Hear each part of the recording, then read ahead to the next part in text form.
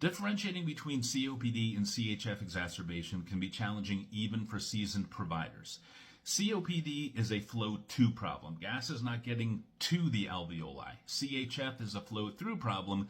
Gas is not getting through the alveoli. To help you differentiate between the two, remember S factor 5. Source, sounds, slopes, swelling, and secretion. With source, what is their history? Do they have a history of COPD or CHF?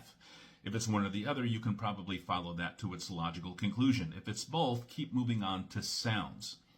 What are their lung sounds? Bronchoconstriction that you usually have with COPD produces a high whistling sound that we call wheezes. With CHF, they have surfactant washout from that pulmonary edema, and that produces that popping, crackling, snapping sound.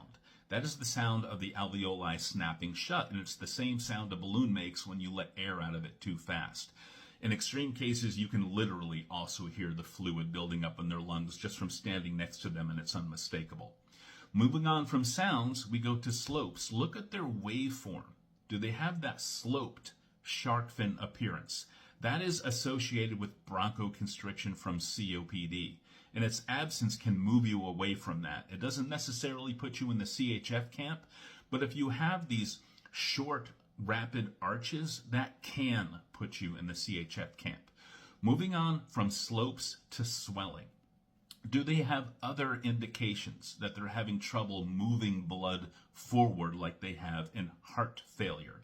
Do they have peripheral edema to the legs, to the arms? Do they have jugular venous distension? Moving on from swelling, we go to secretions.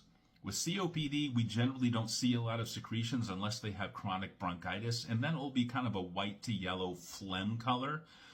With CHF, that plasma crossing from the capillaries into the lungs mixes with air and forms that pink, frothy sputum that they may be producing, and that can put you firmly in the CHF camp.